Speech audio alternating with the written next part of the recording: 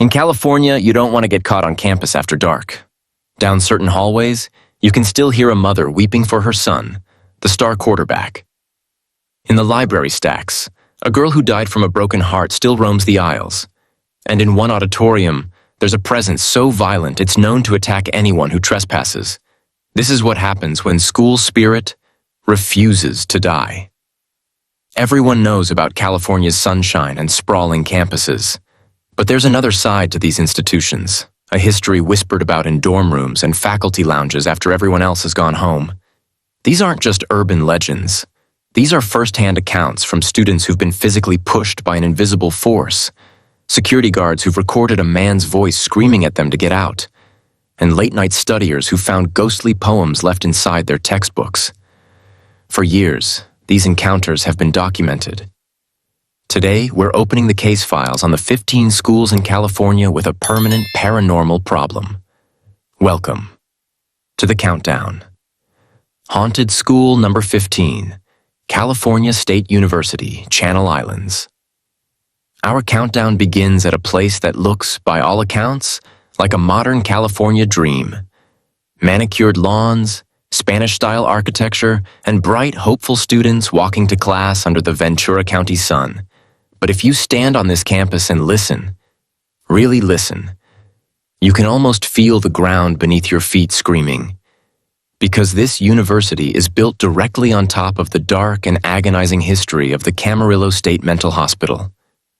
From 1936 until its eventual closure in 1997, this was not a place of learning. It was a city of the forgotten. At its peak, over 7,000 souls were warehoused within these walls, a sprawling, self-contained institution for every kind of mental affliction imaginable. It was a place of radical, often brutal experimentation. Doctors here were pioneers in some of the most fearsome treatments known to psychiatry.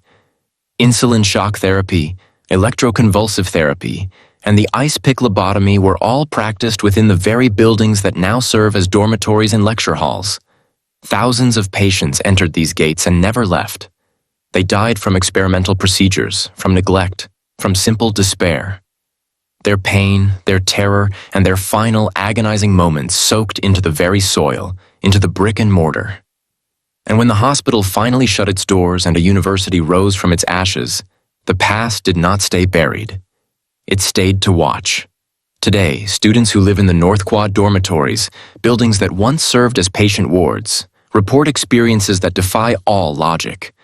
They'll be studying late at night, the only sound the turning of a page, when suddenly the door to their room, locked and bolted, will violently rattle and fly open on its own. Security guards on their lonely patrols will walk down hallways, checking doors they know are secure, only to hear them unlock and slam shut in the darkness behind them. They'll see figures dart into rooms, and when they pursue, they find nothing but stale air and an unnerving, heavy silence. But the most persistent sounds come from the campus's iconic bell tower. Long after the bells have gone silent for the night, students walking back to their dorms hear it, the unmistakable, blood-curdling sound of children screaming. It echoes from the top of the tower, a frantic, desperate sound that rises and falls before being abruptly cut off. It's a terrifying reminder that Camarillo had a massive children's unit, housing kids with developmental disabilities and severe behavioral problems right here, on these grounds. The most chilling encounters, however, are not just sounds. They are personal. They are intelligent. Students walking alone at night, catching their reflection in the darkened glass of a library window or a classroom door, sometimes see someone else standing right behind them. It's the small, pale figure of a young girl. They see her for only a split second, just long enough for the impossible image to register, just long enough for their heart to stop. And when they spin around, there is no one there. She's never there. She exists only as a phantom, a reflection, a terrifying trick of the light that follows you, that watches you, that lets you know you are not alone. The land here is scarred, replaying the trauma of the thousands who suffered. But the spirit of that little girl seems to be something else entirely. She isn't just an echo. She is aware. She is watching the new occupants of her old home. And while the screams from the bell tower may be the ghosts of Camarillo's past, her silent, watchful presence is a terrifying reminder that some spirits are still here, in the now. Haunted School number 14, El Adobe de Capistrano. This beloved restaurant was once the town's first school, and its first jail. Some spirits here are playful, but one still keeps a silent, watchful vigil. While the grounds of Camarillo are stained with the agony of thousands, some hauntings are far more personal, confined to a single building where layers of history stack up like pages in a blood-soaked book. In the heart of old San Juan Capistrano, there is a restaurant known for its romantic courtyard and classic cuisine. Families celebrate, couples dine by candlelight, and laughter fills the air. But the employees who walk these floors after the last guest has gone home know the truth. They know who they share the building with. Because before El Adobe de Capistrano was a restaurant, it was a place of justice, a place of punishment, and the town's very first school. The building itself is a fusion of two of California's oldest structures. One half was the home of the Yorba family, built in 1797. The other, built in 1812, was the Juzgado, the courthouse and jail. Imagine it. In one room, a family lives and breathes. In the room right next door, criminals are judged, sentenced, and thrown into a dark, cramped cell to await their fate. That original jail cell still exists. Today, it serves as the restaurant's wine cellar. Employees who have to go down there to fetch a bottle talk about the air changing instantly. It becomes thick, heavy, and cold. They get the sickening feeling of being watched by someone trapped in that small, dark space. Many refuse to go down alone, terrified of the shadowy form that has been seen hunched in the corner, a permanent prisoner long after his sentence should have ended. After its time as a courthouse, the building was converted into the town's first schoolhouse. Children's laughter and lessons filled the same rooms where men were once condemned. It was a place of newfound hope, but it was a hope built directly on a foundation of fear and judgment.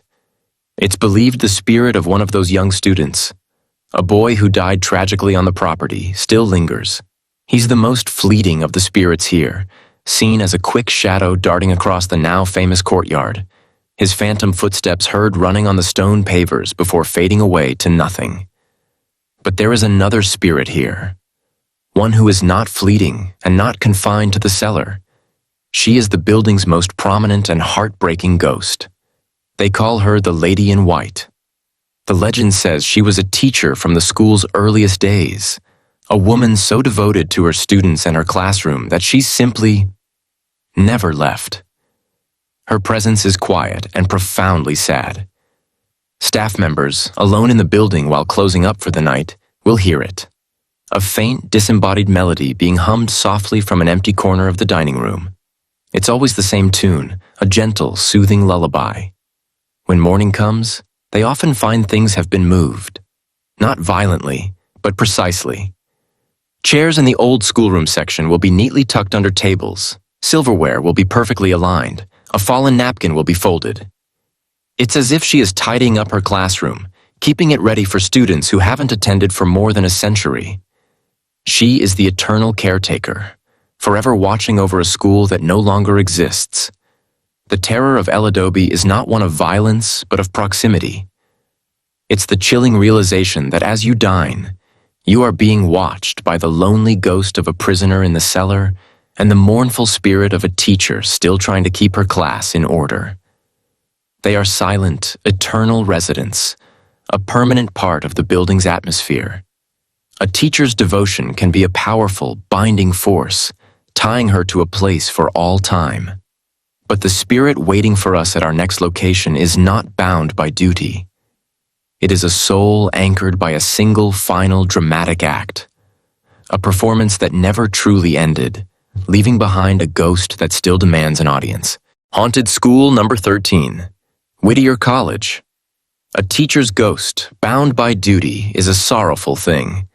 But there is another kind of spirit, one born not from a long, slow life of devotion, but from a single, shattering moment of despair, a soul anchored to a place by a final public act. To find it, we we must go to a place of performance, of raw emotion and ambition, a college theater. The stage is a sacred space. Under the glare of the lights, actors bare their souls, pouring every ounce of hope, rage, and heartbreak into their performance. The energy in a theater is electric, a living thing created by the performers and the audience. But when the curtain falls and the audience goes home, that energy remains, clinging to the empty seats and the dark corners backstage. At Whittier College's Robinson Theater, it is said that something else remains too. A permanent spectator. A ghost with a flair for the dramatic. The story dates back to the 1970s. He was a drama student, described as talented and fiercely ambitious, a young man who lived and breathed for the stage. The theater was his entire world. But the world of acting is notoriously cruel. Whether it was a part he desperately wanted and didn't get, a review that broke his spirit, or a personal tragedy that overwhelmed him, no one knows for sure. What is known is that he chose the stage, his sanctuary, as the location for his final tragic act. He took his own life within the theater, ensuring his spirit would be forever tied to the one place he felt he truly belonged. Ever since, his presence has been an undeniable part of the theater department's culture. It begins as a feeling. Actors standing on the brightly lit stage during a late-night rehearsal will look out into the vast black emptiness of the auditorium and feel it. The unmistakable sensation of being watched. They know every single seat is empty, yet they cannot shake the feeling of a critical pair of eyes fixed upon them from the darkness. More than one performer has been so unnerved they've forgotten their lines, their focus shattered by the unseen critic. Then the haunting becomes more physical. Students and faculty talk about sudden, intense cold spots that move across the stage, as if someone is pacing back and forth, silently judging their performance. His presence is most strongly felt during moments of high emotion in a play. As an actor reaches the peak of a dramatic monologue, the air around them will turn ice cold, a chilling sign that the theater's resident ghost is paying close attention. But he is not always a silent observer. He is known for his mischief, a spectral prankster with a dark sense of humor. Props, essential for a scene, will vanish into thin air moments before an actor is meant to pick them up, only to reappear in an impossible location after the scene has been ruined. A script left on a table will be found on the other side of the stage.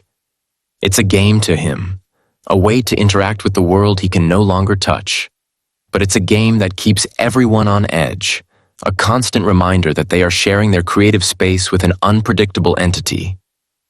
The most terrifying encounter, the one that solidifies this legend, often happens to those who are completely alone. A lone janitor, sweeping the floors of the massive silent auditorium late at night, will be startled by a sudden sharp sound echoing from the darkness. The distinct mechanical snap of a single spring-loaded theater seat, folding down into its open position, as if an invisible patron has just arrived, taking his favorite seat to watch a private, ghostly show. The ghost of Whittier College is not a residual memory. He is an intelligent, interactive, and sometimes menacing force. A spirit who, denied a future on the stage in life, has claimed it as his eternal domain in death. He is the ultimate critic, the unseen audience member, the performer who never takes a final bow. This ghost, for all his unsettling behavior, seems to crave the energy of the theater, a connection to the world of the living. But the entity that awaits us at our next location desires no such audience. He is not a performer. He is a recluse, a spirit that hides in the silent, dusty corners of a library, driven by an obsession so dark, so consuming, that it earned him a truly monstrous nickname. Haunted School, number 12, University of California, Irvine. A ghost that craves the spotlight is one thing. You can almost understand its motives. But there is another type of spirit, one that doesn't want to be seen. It wants to be left alone. It lurks in the quiet places, driven by a private, all-consuming obsession. It doesn't want your applause. It just wants to watch you from the shadows. To find this spirit, we travel south to Irvine and to the silent, towering shelves of the university's Langston Library. a place haunted by a student whose legend earned him the terrifying nickname, the UCI Vampire. The story, like many campus legends, has its roots in a real tragedy from the 1970s. He was a student, but not a performer. He was an academic, intensely private and obsessively dedicated to his studies. The library wasn't just a place he went to study. It was his world. He spent nearly all his waking hours there, hidden away in the deepest, most isolated sections of the stacks, surrounded by books. As the legend goes, his obsessive nature took a dark turn. He became convinced he was a vampire, shunning the daylight and adopting a nocturnal schedule, his life shrinking to fit within the library's walls. His strange behavior alienated him from everyone. Until one day, overwhelmed by his delusions and his profound loneliness, he took his own life, right there among the books that had become his only companions. His body was removed, but his presence, they say, was not. It became something possessive, something territorial. He had claimed the library as his domain in life, and he was not about to give it up in death. The hauntings at Langson Library are not dramatic or theatrical. They are personal, invasive, and deeply unsettling. It begins with the distinct, primal feeling of being hunted. Students, trying to cram for an exam late at night, will be sitting at a secluded carrel on one of the upper floors. The library is dead quiet, the only sound their own breathing. Then, the feeling creeps in, a prickling on the back of the neck, the unshakable certainty that they are being watched. They'll look up, scan the empty aisles and the shadowy corners, and see nothing. But the feeling doesn't go away. It intensifies, as if a predator is slowly circling, just out of sight. Then the physical activity begins.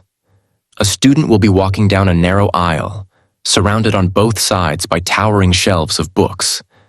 Suddenly, a heavy textbook from the top shelf across the aisle will launch itself from its resting place, crashing to the floor a few feet away with a deafening thud. They are always alone when this happens. There is no one there to have pushed it, no rational explanation. It's a warning shot, a territorial display from an unseen resident who wants them to leave.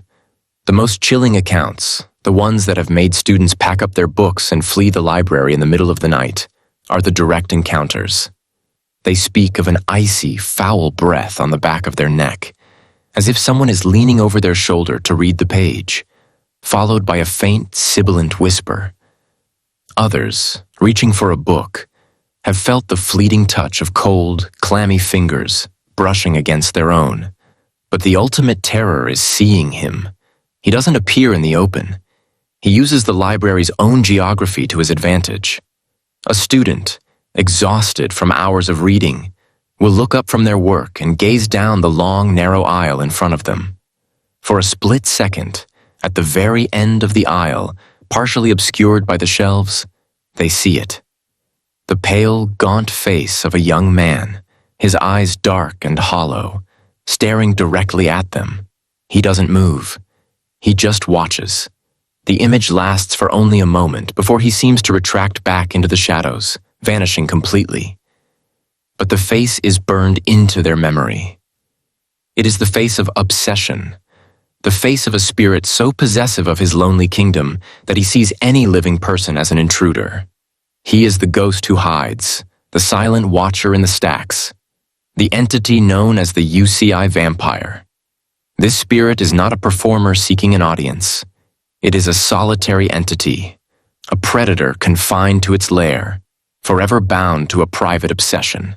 But from this deep, personal darkness, we now travel to a haunting born not from a quiet internal struggle, but from a sudden, violent cataclysm that shook the earth itself, a tragedy that left behind a ghost whose presence is not felt in silence, but in terrifying phantom tremors. Haunted School Numbers 11, California Institute of the Arts, CalArts. A spirit that stalks you in the silence of a library is a unique kind of terror, a predator in its own domain. But some hauntings aren't born from a slow descent into madness or obsession. They are forged in a single, violent, and indiscriminate moment of chaos. A moment when the very ground betrays you, and the building you trust to keep you safe becomes your tomb.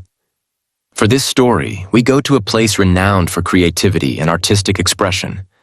A school where a tragic death during a historic earthquake left behind a ghost that replays its final, terrifying moments for anyone who dares to sleep in its former room. The California Institute of the Arts, or CalArts, is a beacon for unconventional, boundary-pushing artists. It's a place where imagination runs wild, a vibrant community dedicated to creating the future of animation, film, and art. But in a state defined by its unstable geology, no amount of creativity can protect you from the power of the earth itself. The primary haunting of CalArts is inextricably linked to one of Southern California's most devastating natural disasters. On January 17, 1994, at 4:30 in the morning, the ground beneath Los Angeles erupted. The Northridge earthquake, a brutal 6.7 magnitude tremor, shook the region with cataclysmic force. Buildings collapsed, freeways crumbled, and lives were lost in an instant. The CalArts campus, located in Valencia just miles from the epicenter, was hit hard. In the chaos of that terrifying morning, as the dormitory building swayed and cracked, a female student was tragically killed. The specifics of her death are shrouded in the fog of the disaster, but the legend that grew from it is crystal clear. Her spirit, ripped from her life in a moment of pure terror, never left. It remains anchored to the one place she felt her final horrifying moments, her dorm room. Today, students at CalArts know the story well. It's a cautionary tale told to incoming freshmen who are assigned rooms in the Chouinard Hall dormitory. And for the unlucky few assigned to a specific room, the legend becomes a terrifying reality. The haunting here is not a whisper or a shadow. It is a physical, violent, and deeply personal assault. It always happens in the dead of night. A student, fast asleep in their bed, is jolted awake by a sudden, violent shaking. The entire bed frame is trembling and bucking as if in the grip of a powerful earthquake. The student, terrified, scrambles out of bed, bracing for the real thing, expecting to hear sirens and the sounds of panic from outside. But when they stand on the floor, everything is perfectly still. The ground is solid. The building is silent. There are no sirens. No one else is screaming. The earthquake is happening only to them. It is happening only to their bed. Imagine the absolute horror of that moment. You are wide awake. Yet the bed continues to shake with impossible force. A phantom earthquake replaying itself in a localized, concentrated burst of paranormal energy. It is the physical manifestation of the terror that student felt as her world came crashing down around her. Some students have fled the room in the middle of the night, refusing to return. Others have tried to rationalize it, only to have the experience repeat itself night after night. A terrifying, spectral alarm clock set to the exact moment of a past tragedy. This is not an intelligent spirit trying to communicate. Paranormal experts believe this is a residual haunting of the most extreme kind, a psychic scar left on a specific location. The intense fear and trauma of the student's death were so powerful that they were permanently imprinted onto her room, onto her bed, creating a loop of terrifying energy that replays itself for anyone who occupies that space. The bed shakes with the memory of the earthquake, a horrifying echo of a life cut short by the violent fury of the earth. This ghost is a force of nature, a terrifying replay of a catastrophe, but not all spirits are so chaotic. The entity that awaits us at our next location is the complete opposite. He is quiet, dignified, and predictable. He is a ghost of habit, an academic who so loved his campus in life that he continues his peaceful and deeply unnerving daily routine in death, forever sitting in his favorite armchair by a fireplace that has long since gone cold. Haunted School Number 10, University of California, Berkeley. Not all ghosts are born from violence or terror. Some are simply so profoundly attached to a place, so deeply woven into its fabric, that death is merely a minor inconvenience. They are creatures of habit, continuing their routines with a quiet dignity that is, in its own way, more unsettling than any violent outburst. After the chaotic tremors of CalArts, we now travel to a place of quiet intellect and old traditions, to the prestigious University of California, Berkeley. Here, in a cozy, wood-paneled club, a beloved professor who died over a century ago still enjoys his retirement, forever sitting in his favorite armchair by a fireplace that has long since gone cold. We find our ghost at the Faculty Club, a sprawling, rustic building nestled in a grove of trees on the Berkeley campus. Since 1902, it has been a private club for professors and staff, a place for quiet conversations, academic debates, and camaraderie. It feels steeped in history, with the weight of generations of brilliant minds permeating its walls. And one of those minds, they say, simply refused to leave. His name was Professor Henry Morse Stevens. Professor Stevens was, by all accounts, one of the most beloved figures in the university's history. An English-born history professor who arrived at Berkeley in 1902, he was renowned for his booming lectures, his incredible memory, and his genuine affection for his students and colleagues. He was a lifelong bachelor who made the faculty club his permanent home. He lived in a suite on the 3rd floor, and the club became his entire world. He was famous for his daily habits, particularly his love for his pipe. He was rarely seen without it, and the distinct, sweet aroma of his preferred tobacco blend followed him throughout the building. In April of 1919, at the age of 61, Professor Stevens died peacefully in his sleep, right there, in his room at the club. And it seems he has been there ever since. The haunting of the faculty club is not one of terror, but of an unnerving, gentle persistence. It is a haunting of the senses. Guests staying in Professor Stevens' old suite of rooms often report the first sign of his presence. They will be reading a book or preparing for bed in a room that has been smoke-free for decades, when suddenly the air will fill with the rich, unmistakable scent of pipe smoke. It's not a stale, old smell. It smells fresh, as if someone is enjoying a pipe in the corner of the room right at that moment. But they are always alone. The activity is centered around the Great Hall, specifically near the large, majestic fireplace where the professor loved to sit and read. Staff members working late, long after the last living person has left the building, will walk through the silent, cavernous room and see him. It's not a terrifying apparition, but a calm, solid-looking figure of a distinguished, well-dressed man sitting in one of the armchairs facing the cold, empty hearth. He just sits there, perfectly still, as if lost in thought.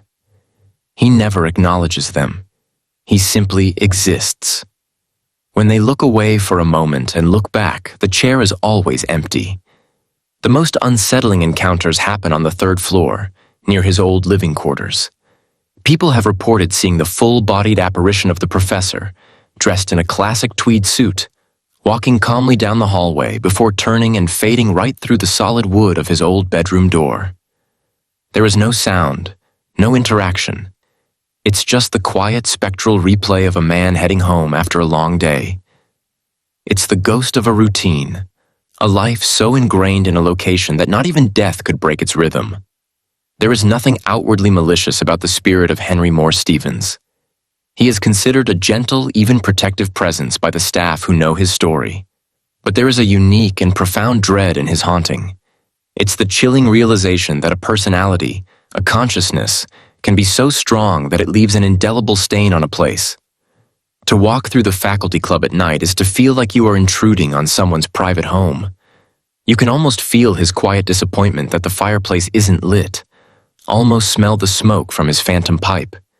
He is the eternal academic, a ghost so comfortable in his afterlife that he sees no reason to leave. A quiet, gentlemanly ghost is one thing. It is a presence you can almost get used to. But the spirits at our next location are not so simple. We move now from the ghost of a respected professor to a place whose past is far more tragic. A place that was once a children's hospital, where the ghosts left behind are not content to sit quietly. They are restless, their sorrow is audible, and one of them wants to play a game with a little red ball. Haunted School Number 9, Chapman University. A quiet ghost, lost in his own memories, is a comforting thought in a way. It's a presence you can reason with, a story with a beginning and a peaceful end. But the spirits left behind by children are a different kind of tragedy. Their stories are unfinished, their potential unlived. Their sorrow is a raw, powerful force that clings to a place with an intensity that can shatter the nerves of anyone who encounters it. We now journey to Chapman University in the city of Orange, to a building whose bright academic present cannot fully conceal its heartbreaking past as a children's hospital. The building is Smith Hall, home to the university's sociology and psychology departments. Students hurry to classes on cognitive theory and social behavior, their minds on the future. But the building itself is anchored in a past filled with profound pain. Before it was acquired by the university, this was part of the Santa Ana Community Hospital, and its fourth floor was the pediatric ward. This was a place where the sickest children were brought, a floor filled with a desperate mixture of hope and dread. It was a place of immense suffering, where some children recovered and went home, and others never did. They say some of those who passed away on that floor are still there, their spirits forever trapped in the last place they knew. The haunting of Smith Hall is not one of a single defined entity. It is an overwhelming atmosphere of sadness that settles on you the moment you step onto the fourth floor. Faculty who have worked there for years talk about a tangible heaviness in the air, a sense of grief that never quite lifts. It's in the quiet moments, after the students have left for the day, that the real activity begins. It starts with sound. Faint, heartbreaking sobs, a child's cry seeming to come from inside an empty office or a locked classroom. It's a sound that makes the hairs on your arms stand up. A deeply human sound of distress where no human could possibly be. Custodial staff have reported hearing the unmistakable sound of small feet running down the long, empty hallway, followed by a faint giggle, only to find no one there. But these fleeting sounds are nothing compared to the building's most infamous and terrifying resident. She is a little girl, and she is not just an echo. She wants you to see her. The encounter almost always happens the same way. A professor or a student will be working late, alone on the fourth floor. They'll walk out of their office and into the long, silent corridor. And there, at the far end of the hall, they see her. A small girl, maybe 6 or 7 years old, wearing what looks like an old-fashioned patient's gown. In her hands, she holds a single red ball. She doesn't speak. She doesn't cry. She just stands there, perfectly still, bouncing the ball with a slow, rhythmic, hypnotic motion. Thump, thump, thump. The sound echoes unnaturally in the silence of the building. And then, she looks up. Her eyes meet yours, and witnesses say there is nothing behind them. They are empty, hollow voids of profound sadness. She will hold your gaze for what feels like an eternity, her expression unchanging, the ball never stopping its soft, rhythmic bouncing. Every instinct in your body screams at you to run, but most people are frozen on the spot, paralyzed by the sheer impossibility of what they are seeing.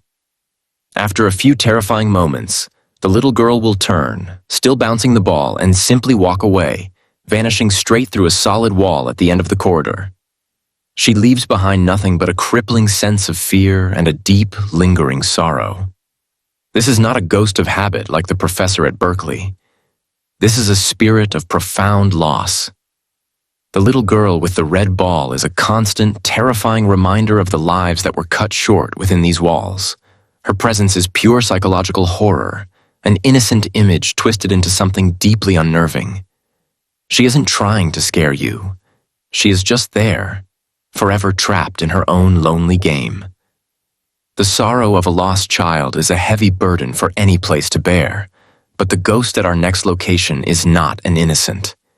It is a spirit born from a violent adult crime, a soul cut down in its prime, who now haunts a college theater not with sadness, but with a jealous and sometimes vengeful energy, a phantom of the stage who makes his presence known to every actor who dares to step into his spotlight.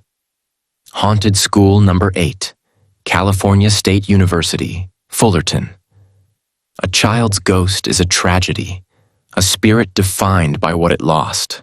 But when a ghost is born from a violent crime, from a life stolen by another's hand, the energy it leaves behind is something else entirely. It's a complex mixture of confusion, injustice, and an intense, lingering connection to the place where it all went wrong. We now travel to the Hallberg Theater at California State University, Fullerton, home to a ghost who isn't just a sad memory. He's a character in a drama that never ended, a murdered student named Ed who, depending on his mood, can be an actor's greatest ally, or their most terrifying critic. The world of university theater is notoriously competitive. It's a place of high stakes, fragile egos, and intense passion. Friendships are forged, rivalries are born, and the pressure to succeed is immense. According to the legend that has been passed down through generations of Fullerton's drama students, this pressure cooker environment boiled over into tragedy in the 1970s. Ed was a promising young actor, a student with undeniable talent and a bright future. But a dispute, some say over a role, others say over a more personal matter, escalated into a violent confrontation. His life was cut short, his ambitions extinguished. He was murdered, his story becoming a dark, cautionary tale whispered backstage. But Ed never truly left the theater. His spirit, it seems, is as tied to the stage as he was in life, and his haunting is one of the most interactive and unsettling on our list. He is not a distant, sorrowful figure. He is an active participant. For decades, students working in the Hallberg Theater have come to know his presence as a fact of life. He makes himself known in the most peculiar and sometimes helpful ways. An actor, standing on stage during a rehearsal, will suddenly blank on a crucial line. As panic begins to set in, they hear it. A faint, disembodied whisper in their ear, speaking the exact line they forgot. It's Ed, the ghostly prompter, still invested in the success of the show. He is, in many ways, the theater's spectral guardian. He's been known to cause minor technical glitches during a performance he apparently dislikes, or create a sudden cold spot around an actor he feels isn't giving their all. He is a ghost with opinions, a spirit with standards. This helpful side of his haunting has made him a beloved, if feared, part of the department's folklore. Students will sometimes even whisper a thank you into the empty air after feeling his presence, acknowledging their unseen castmate. But there is another side to Ed's ghost, a darker, more chilling side that serves as a grim reminder of his tragic end. His presence is not always so benign. Actors alone on stage have felt an unnerving, heavy presence in the catwalks high above them, looking down, as if being scrutinized by an unseen director. The feeling is one of judgment, and it has been known to completely shatter a performer's concentration. The most profound and chilling manifestation of Ed's spirit occurs on the anniversary of his death. On that one night, whether the theater is in use or completely empty, a single solitary spotlight is known to switch on by itself. It doesn't illuminate an actor or a set piece. It shines down onto a specific empty spot on the stage, the very spot where Ed is said to have fallen. It stays there for several minutes, a silent, blazing tribute to a life cut short, a ghostly memorial created by a spirit who refuses to be forgotten. The ghost of Ed is a paradox. Is he a helpful guardian of the stage, or a restless spirit forever replaying his own tragedy? He is a complex character, as layered as any role he might have played in life. His presence is a constant reminder that the passions and injustices of the past don't simply fade away. They can linger, waiting in the wings for their next cue. This ghost, born of crime, is forever tied to his single tragic stage. But the spirit at our next location is not confined to one room. She was a founder, a matriarch, a woman of immense power and wealth whose mysterious death by poisoning has anchored her magnificent spirit to one of the most famous university campuses in the world. A ghost whose influence is felt from her grand former mansion all the way to the sealed stone tomb where her body lies. Haunted School Number 7, Stanford University. A student's ghost, forever bound to a single stage, is a chilling tale of a small world shattered by crime. But what happens when the ghost is not a student, but the founder herself? A powerful matriarch who built a world-renowned institution from a place of profound grief, only to be betrayed and mysteriously murdered within her own empire. We now travel to the iconic, pristine campus of Stanford University, a place haunted not by a minor character, but by the Queen herself, Jane Stanford. Leland Stanford Jr. University was born from tragedy. In 1884, railroad tycoon Leland Stanford and his wife Jane lost their only child, Leland Jr., to typhoid fever at the age of 15. To honor him, they created one of the most prestigious universities in the world, pouring their immense fortune into building a monument of learning. After her husband's death, Jane Stanford took sole control, a formidable and powerful woman steering the university through financial crises and shaping its future. But her control made her enemies. In 1905, her life came to a shocking and mysterious end. It began at her mansion in San Francisco. After drinking from a bottle of mineral water, she was seized by convulsions and cried out, "I have been poisoned." She survived the attempt, but the strychnine that had been used was found and identified. Terrified, she fled to Honolulu, Hawaii, seeking safety. But her assassin was persistent. A month later, in her hotel room across the ocean, she drank from another bottle of bicarbonate of soda to soothe her stomach. Within moments, she was in agony, the telltale convulsions of strychnine poisoning racking her body. This time, she did not survive. Despite the clear evidence of poisoning, the president of Stanford University at the time, a man with whom Jane had a contentious relationship, rushed to Hawaii and declared her death was from natural causes. Heart failure. The investigation was quashed. No culprit was ever named, and her murder was officially swept under the rug. Jane Stanford, the woman who built a legacy for her lost son, was silenced. But her spirit, it seems, came home to the campus she loved, and it is not at peace. Her presence is felt across the university, particularly at her old campus home. But the epicenter of the haunting, the place where her grief and sense of betrayal are most powerful, is the Stanford Mausoleum. It is a grand, imposing stone structure, the final resting place for Jane, her husband, and her beloved son. By day, it is a place of historical significance. By night, it is a place of profound sorrow. Visitors who approach the tomb, even on the warmest California days, are often hit by a sudden, inexplicable drop in temperature right at the door, a pocket of Arctic cold that has no natural source. It is here they hear the most heartbreaking sound, the distinct, mournful weeping of a woman coming from within the sealed stone tomb. It is not the wind. It is a clear, human sound of inconsolable grief, the sound of a mother who lost her son and a wife who was betrayed by the very institution she built. The most compelling evidence, however, comes from the university's own security. For years, motion-detecting security alarms positioned outside the mausoleum have been triggered in the dead of night. When guards rush to the scene, they find the area completely empty, with no sign of an intruder. The logs show the alarms were not triggered from the outside, but from the inside. Something within the sealed tomb, where no living person could possibly be, is moving with enough force to set off modern security systems. It is the restless, powerful energy of a woman who, denied justice in her death, refuses to lie still. The spirit of Jane Stanford is not a simple apparition. It is a complex energy, a mixture of a mother's eternal love for her son and the indignation of a powerful woman struck down by a poisoner who was never caught. Her haunting is a permanent fixture of Stanford lore, a grim reminder that even the greatest wealth and power cannot protect you from betrayal. A matriarch's ghost, mourning her family and her own murder, carries the weight of history. But the spirit at our next location carries the weight of a different, more personal burden. We go now to a sacred place, a university chapel, haunted by the desperate soul of a young nun. A woman whose crisis of faith led her to commit a tragic act, leaving behind a spirit that kneels forever at the altar, trapped in an eternal state of grief.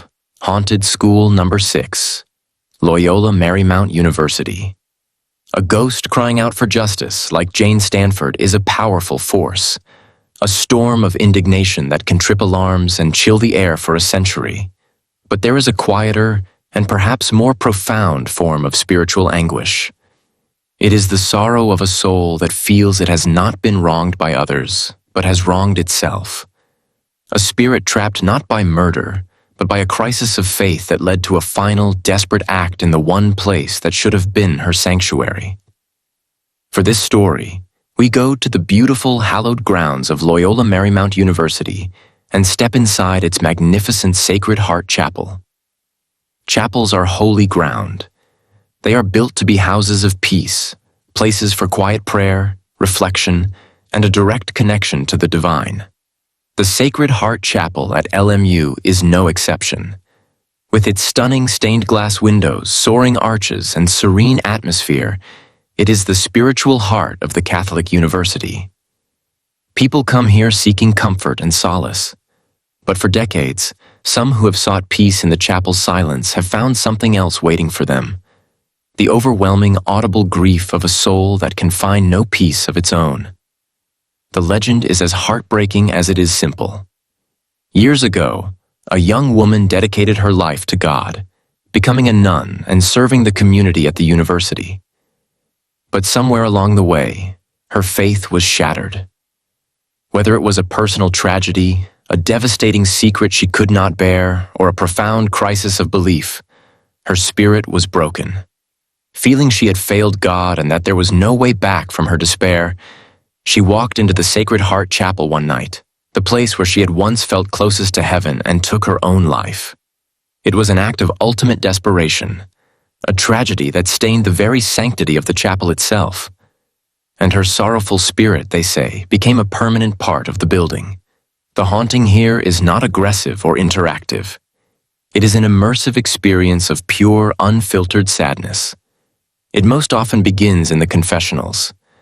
Students seeking reconciliation, or simply sitting in the pews in the quiet of the afternoon, will be startled by a sound coming from one of the empty, dark confession booths. It is the unmistakable sound of a woman weeping, not loudly, but in quiet, racking sobs, the kind of crying that comes from the deepest parts of the soul.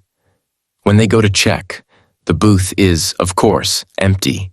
There is no source for the sound, only the lingering, heavy feeling of unbearable grief.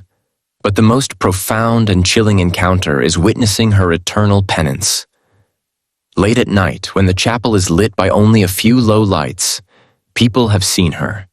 Kneeling at the main altar, right at the front of the church, is the translucent, shimmering form of a nun.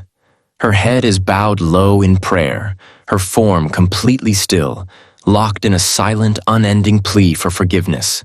She never looks up. She never moves. She simply kneels there, a ghostly sentinel of sorrow, her transparent body a testament to her state between worlds. Witnesses who see her are not filled with terror, but with a deep and chilling sadness. To see her is to feel a fraction of the despair that must have led her to her final act. Her presence is a quiet, heartbreaking violation of a sacred space. A chapel is meant to be a place where souls find release and ascend to heaven. But the ghost of the LMU nun is a terrifying testament to a spirit that believes it is unworthy of that peace. A soul so lost in its own grief that it is doomed to forever kneel at the altar, just outside the reach of the salvation she so desperately sought. This is the story of a ghost trapped by her own internal sorrow, forever isolated in her grief. But the spirit at our next location is not isolated. Her grief is a public performance. She is the ghost of a mother, a woman who lost her golden boy son, a star football player, to a tragic accident. And now she wanders the halls of a famous administration building, forever searching for the child she lost, sometimes even reaching out to touch the living in her endless, sorrowful quest. Haunted School Number 5, University of Southern California, USC. A spirit kneeling alone in a chapel is a portrait of internal grief, a soul wrestling with its own private torment. But some forms of sorrow are too immense to be contained. They spill out, becoming a desperate, endless quest. This is the grief of a parent who has lost a child, a search that not even death can bring to an end. For this story, we travel to the heart of Los Angeles, to the grand, imposing campus of the University of Southern California, and to its iconic Bovard Administration Building, the domain of a mournful specter known only as the Lady in Black. The Bovard Building is the nerve center of USC. It's a place of ambition, power, and prestige, with a grand auditorium that has hosted presidents and world leaders. But behind its stately facade is a story of personal, unending heartbreak. The legend centers around a woman whose identity has been lost to time, but whose motivation is painfully clear. She was the proud mother of a USC student in the university's golden age. A young man who was not just a scholar, but a star football player, the pride of his family and the hero of the campus. He was the center of her world. And one day, in a tragic accident, his bright future was extinguished, and her world was plunged into darkness. Devastated, the mother was consumed by her grief. The Bovard Building, a place where her son had likely received honors and been celebrated, became a focal point for her sorrow. She would wander its halls, a somber figure always dressed in black mourning clothes, as if hoping to catch one last glimpse of her child walking out of a lecture or across the stage of the auditorium. Her grief was so powerful, so all-consuming, that when she eventually passed away, her spirit simply continued its desperate, heartbreaking search. Unlike many of the ghosts on our list, the Lady in Black is not confined to a single room. Her domain is the entire building. For decades, so students, faculty, and staff have reported seeing her. The encounter often begins as a fleeting glimpse. A person walking down a long marble corridor will see the figure of a woman in an old-fashioned long black dress at the far end of the hall. She is always seen from a distance, her features indistinct. She walks slowly, her head turning from side to side as if looking for someone in a crowd. But the moment you try to get a closer look, she will turn a corner or drift through a doorway and vanish completely. As unsettling as seeing her apparition is, the experiences that truly terrify people are the ones that happen when she gets close. Janitors working the late shift, mopping floors in the echoing silence of the empty building, have reported the most personal encounters. They will be completely alone, the only sound the swish of their mop, when suddenly they feel it. The distinct, gentle, but ice-cold pressure of a hand resting on their shoulder. Every single time they spin around, expecting to see a coworker, only to be met with the vast, empty darkness of the hallway. The touch is never aggressive. It feels questioning, tentative, as if she has mistaken them for her son and has reached out, only to realize her mistake. But the most terrifying phenomenon, the one that has sent employees fleeing from the building in a panic, is the whisper. It happens in the darkest, most quiet corners of the building. A person will be locking up an office, their mind on going home, when they hear it, clear as day, breathed right next to their ear. It is the faint, sorrowful whisper of a woman's voice, speaking a single man's name.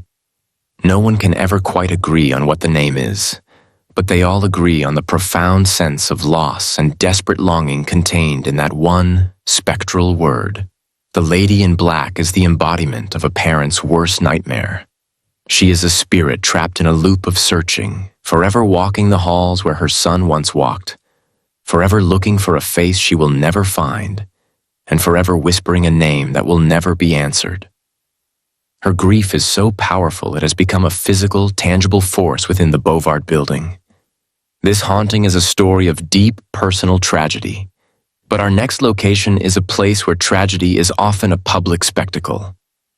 We are heading to a school so famous, so steeped in legend, that its ghosts are as iconic as its celebrity alumni.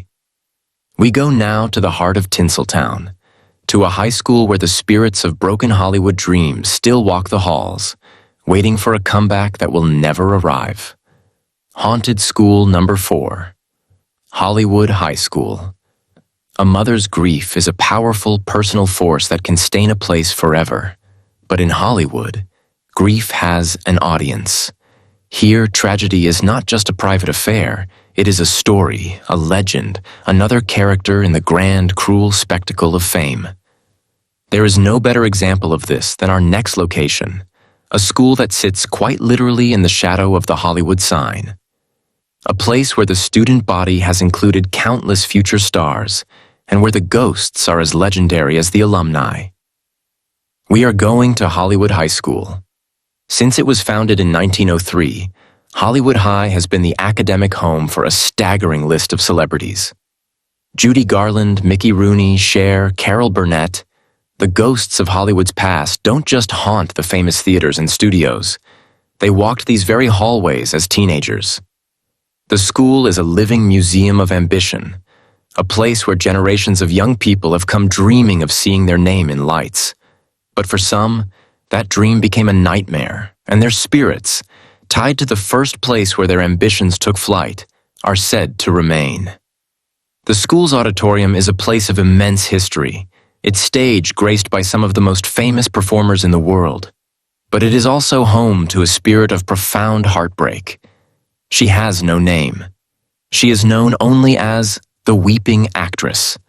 The legend says she was a promising young student, a talented performer who died tragically, either by her own hand or in an accident, just after graduation, her dreams of stardom forever unfulfilled. Her ghost is not a full-bodied apparition, but an auditory one. Students and staff, alone in the vast empty auditorium, will hear it. The unmistakable sound of a young woman sobbing hysterically, the heartbroken cries echoing from the dark, empty stage. It's the sound of a dream that has died, replaying for an eternity. But as tragic as she is, there is another, more famous and far more imposing spirit at Hollywood High. He is not a failed dreamer. He was a bona fide star, the ghost of actor Clifton Webb. Webb was a celebrated actor from the golden age of Hollywood, known for his sharp wit and his stern, fussy, and distinctly aristocratic demeanor in films like Laura and Cheaper by the Dozen. He never attended Hollywood High, but he lived nearby and was said to have often walked the grounds, drawn to the energy of the place. When he died in 1966, it seems his walks never stopped. His ghost is not a sorrowful one. It is a specter of judgment and authority. He is most often seen pacing restlessly up and down the main hallways, particularly near the school's large auditorium. He appears as a distinguished, impeccably dressed man in a fine suit, matching his on-screen persona perfectly. He doesn't interact. He just paces, his expression described as stern and disapproving, as if he is critically appraising the state of the school or the behavior of the current generation of students. The most common way people see him is in reflection. A student will glance at the glass of the school's many trophy cases, expecting to see their own image, but instead, they see the sharp, aristocratic figure of Clifton Webb standing right behind them. When they whip around, the hallway is empty. He is a ghost from another era, a phantom of Hollywood's past, still making his presence known. His energy is so strong that for years, staff have reported the persistent and inexplicable smell of his favorite cologne, a scent called Fougere Royale, wafting through the corridors he is known to haunt. The ghosts of Hollywood High are a unique blend of Tinseltown tragedy. The anonymous weeping actress represents the thousands of broken dreams the town has produced, while the stern ghost of Clifton Webb represents the unyielding judgment of Hollywood's old guard. They are two sides of the same coin, spirits forever bound to a place where fame is the ultimate prize, and its loss is the ultimate tragedy. These ghosts, in their own way, are performers, forever playing a role on a public stage. But the spirit at our next location wanted no audience. She was a brilliant student whose private heartbreak led her to a quiet, desperate act in the lonely depths of a university library. Her ghost is not a public spectacle. It is a secret, a sorrowful presence that haunts the stacks, leaving behind chilling handwritten notes from beyond the grave. Haunted School Number 3, University of California, Los Angeles, UCLA. A celebrity ghost, forever playing to a spectral audience, is a uniquely Hollywood horror. But some of the most powerful hauntings are born from stories that were never meant to be public. They come from quiet, private heartbreaks, from tragedies that happened far from any stage or camera.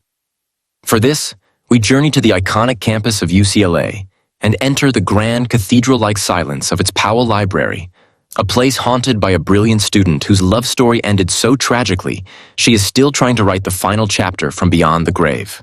The Powell Library is the historic heart of the UCLA campus.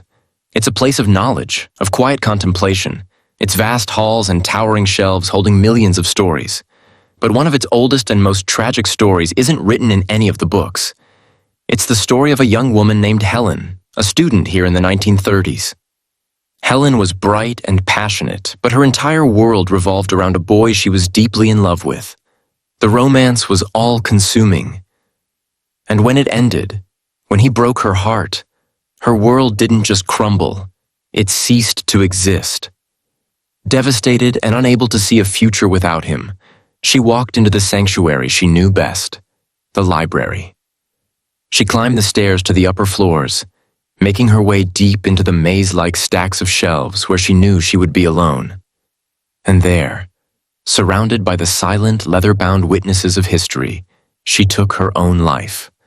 It was a desperate, silent act of a shattered heart, but they say her spirit, too heartbroken to move on, became a permanent part of the library she chose as her final resting place. The haunting of the Powell Library is a classic tale of love and loss, and it has terrified students for generations. It usually begins on the 4th floor, in the oldest section of the stacks. Students studying late at night, surrounded by towering shelves, report a sudden and unnerving change in the atmosphere. The air, once neutral, becomes heavy with a palpable sense of sadness, an overwhelming wave of melancholy that has no source. This is immediately followed by a sharp, biting drop in temperature, a cold so intense it can make your teeth chatter. This is the first sign that she is near. Those who don't immediately pack up their books and leave often witness the next stage of the haunting. They'll catch a flicker of movement at the end of a long, narrow aisle. It's the apparition of a young woman, dressed in the style of the 1930s, with long, dark hair. She never makes a sound. She simply wanders between the shelves, her form sometimes appearing solid, sometimes flickering and translucent. She seems lost, forever searching for something or someone she can never find. But the most intimate and profoundly disturbing encounters are the ones that leave physical evidence behind. Students have returned to their desks after a brief walk to find things have been moved. More chillingly, some have opened a textbook they were just reading to find a piece of paper tucked inside that wasn't there before. On the paper, written in a beautiful, old-fashioned cursive script, is a heartbreaking love poem. A poem about loss, despair, and unending devotion. It's a final, desperate message from a spirit who is still living out the tragedy of her own broken heart. Imagine finding that.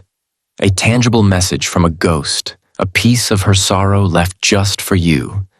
The ghost of Helen is a fixture of UCLA lore, a sad, lonely figure forever wandering the place where her bright future came to an end. Her presence is a chilling reminder that some emotional wounds are so deep they can tear a hole in the fabric of reality itself, leaving behind a spirit that is doomed to forever search for a love that is long since gone.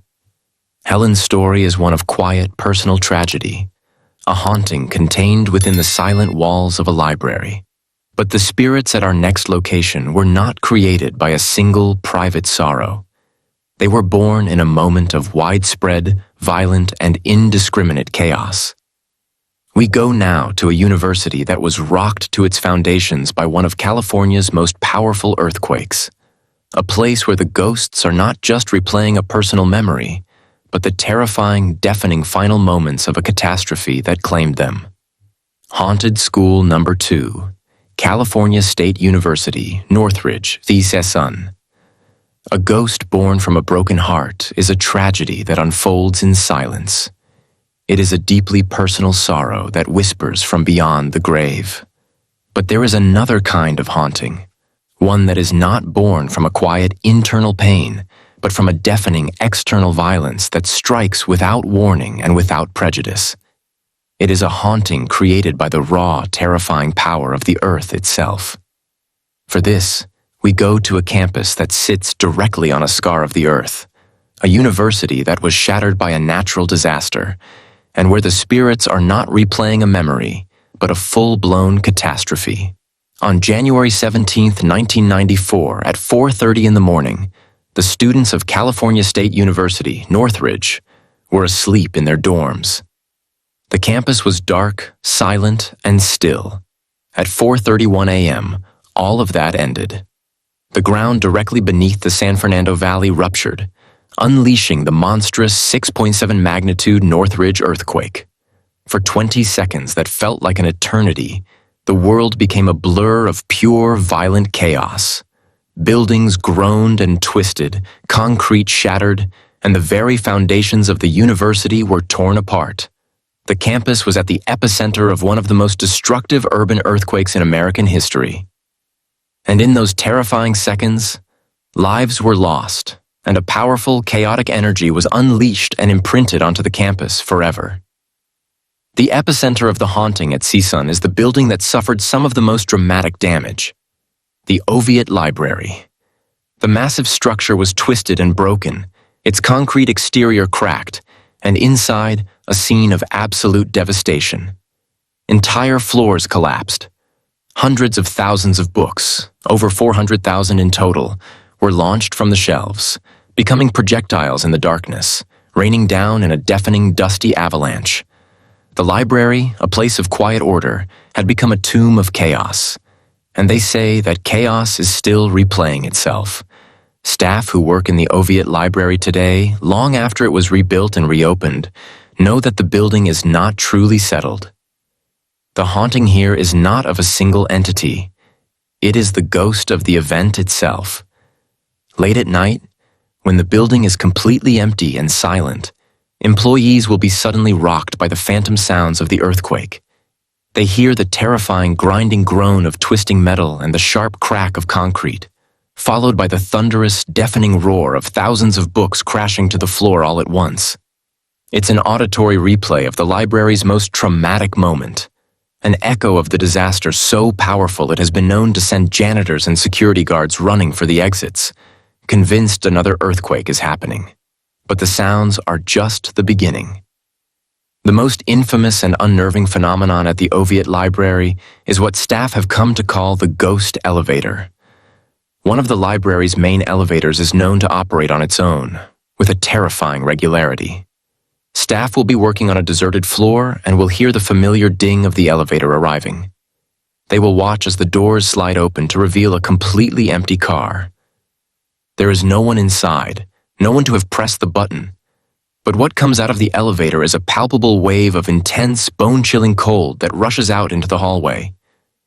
Then the doors will slide shut and the elevator will travel to another floor, open its doors to an empty corridor, and close again, as if it is still carrying the spectral passengers from that terrifying morning in 1994.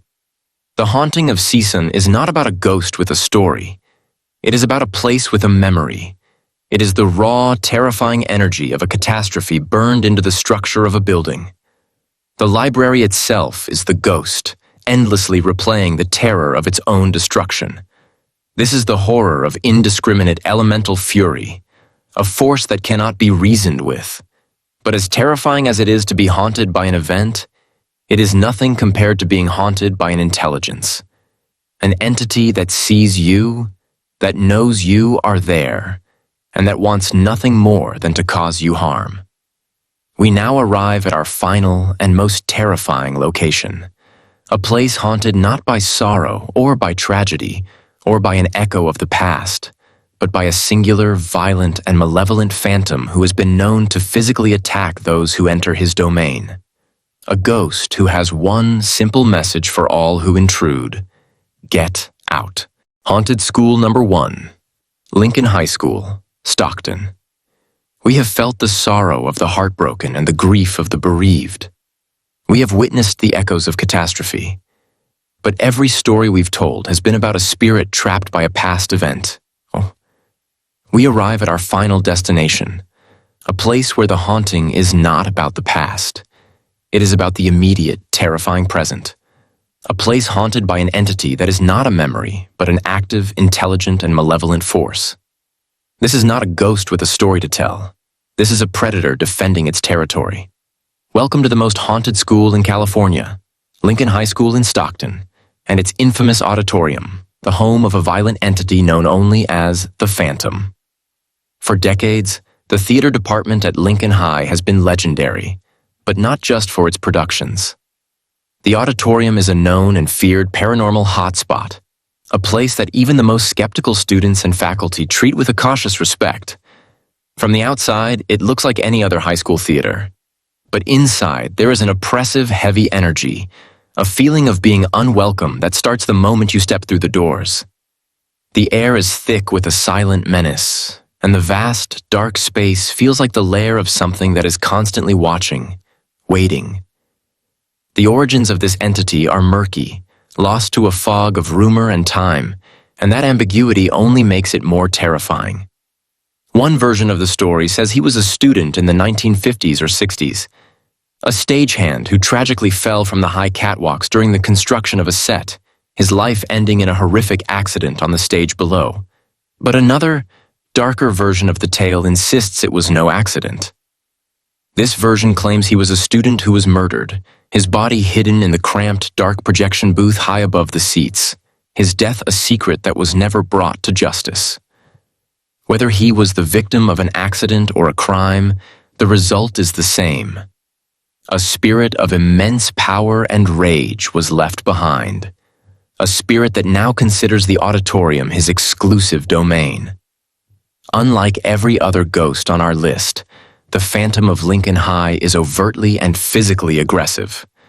This is not about cold spots or strange smells.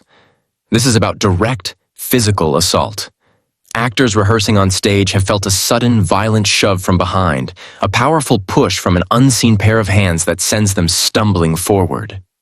Heavy stage lights, weighing over 50 pounds and securely bolted to the scaffolding, have been seen swinging wildly on their own, as if being shaken by an invisible giant. The poltergeist activity here is legendary and dangerous.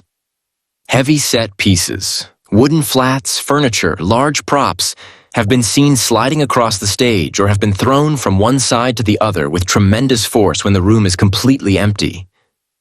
It's a terrifying display of raw power, a spectral temper tantrum designed to intimidate and terrify anyone who dares to be in his space. He seems to particularly despise anyone who takes center stage, as if he is the only star this theater is allowed to have. But the most chilling evidence, the proof that this is an intelligent entity with a clear message, comes from paranormal investigators and staff who have been brave enough to try and communicate with it. Numerous electronic voice phenomena, or EVPs, have been captured in the dead silence of the auditorium. They are some of the clearest and most direct recordings of their kind. On the audio, in response to questions like, "Is anyone here?" or "What do you want?" a deep, guttural, and undeniably angry male voice has been recorded, growling the same two terrifying words. Get out. The Phantom of Lincoln High is not a residual memory replaying a tragedy. It is a conscious, territorial, and hostile spirit that actively seeks to threaten and harm intruders. It is a nightmare waiting in the wings. It is, without a doubt, the most dangerous and frightening haunting in any school in California. From the sorrowful cries at Channel Islands to the rage in Stockton's auditorium, the schools of California hold secrets that defy the rational world. They prove that some buildings, steeped in emotion and history, become more than just brick and mortar. They become permanent homes for the spirits who, for reasons of tragedy, injustice, or pure rage, have refused to leave. The lesson here is simple. When you walk the halls of these schools, you are never, ever truly alone. Have you ever had a paranormal encounter at a school or college? We want to hear your story. Share your experience in the comments below. If you found this investigation thrilling, please like this video, subscribe to the channel, and turn on all notifications so you don't miss our next journey into the dark.